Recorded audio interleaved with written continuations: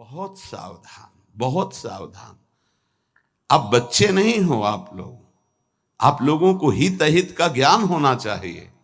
इंद्रियों की मांग को अपनी मांग मानना, मन की विलासता को अपनी मानना, ये आपको बांध देगा, प्रकृति में बांध देगा, माया में बांध देगा। भागना पड़ेगा, संसार स्वीकार करना पड़ेगा, गिरना पड़ेगा। इस बात को अंदर से समझिए।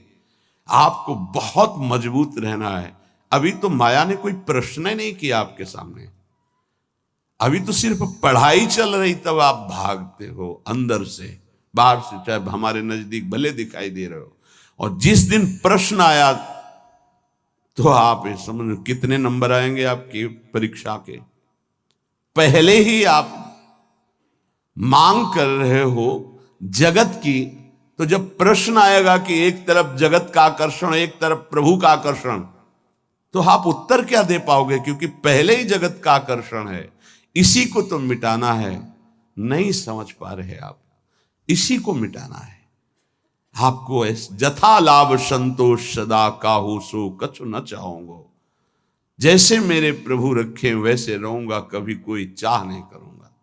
सच्ची मानिए, यदि आप सतमार्ग में चल रहे हैं तो कोई चाह नहीं रहे। जैसे आपसे पूछा जाए क्या आप पसंद करते हैं, नहीं बोलिए आप क्या पसंद करते हैं, किशोरी जी का नाम दे दीजिए हमें, इसमें रति हो जाए।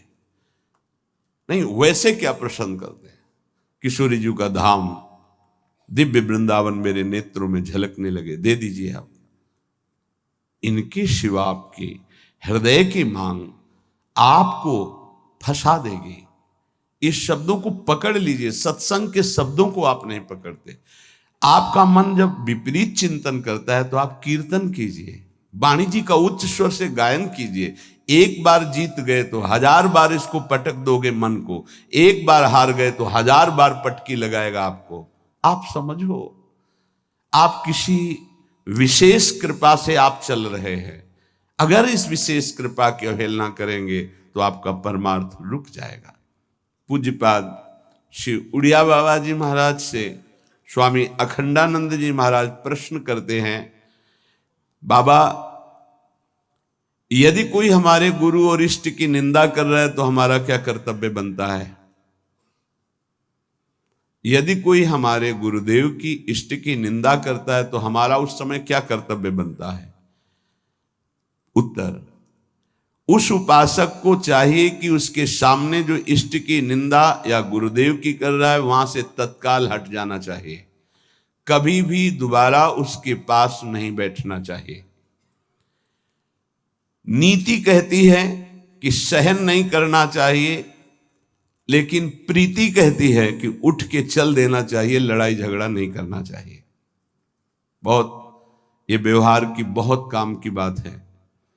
प्रायः ऐसा संयोग मिलता है कि हमारे इष्ट और गुरुदेव की अवहेलना करने वाले हमारे रिश्तेदार, नातेदार, संबंधी ही होते हैं, माता या पिता या ऐसे।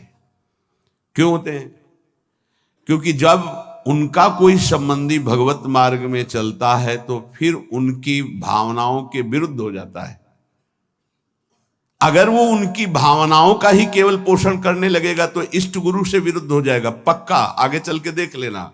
और जब इष्ट गुरु की भावना में वो पुष्ट होता है तो उनकी लौकिक भावनाओं को वो कुछ भी नहीं गिनता। अब उनको लगता है कि ये जो हमारा पुत्र है या पुत्री है या पत्नी है या परिवार का सदस्य है, कितना हमें प्यार करता था, ये जब से गुरु जी से मिला, जब से उपासना में आया, तब से ऐसा हुआ। तो उसकी गुरु के प्रति, इष्ट के प्रति भी निष्ठा नहीं रहती, भक्ति नहीं रहती, और उसी के अंदर से माया निंदा करवाने लगती, बहुत प्रियजनों के द्वारा। अब वहां क्या हमारा कर्तव्य है?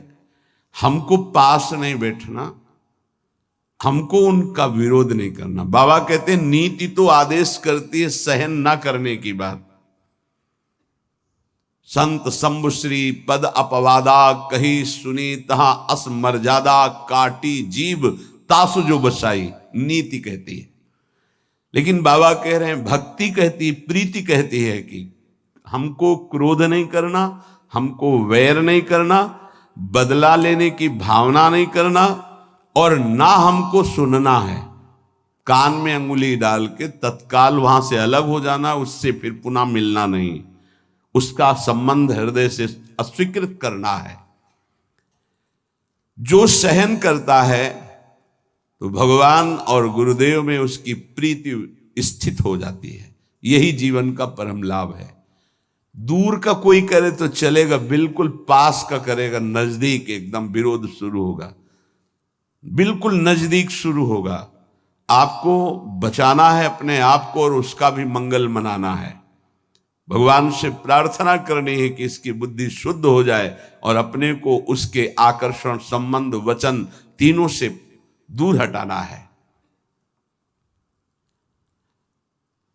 क्योंकि भगवान की स्मृति स्वयं श्री भगवान है। अगर आप इष्ट और गुरु की निंदा सुनेंगे, करना तो बहुत दूर की बात, तो आपकी भगवत स्मृति गायब हो जाएगी,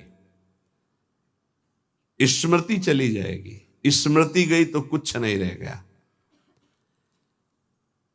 यहां तक कि उपासक को भगवान से भी बढ़कर भगवान की स्मृति पर भाव रखना चाहिए।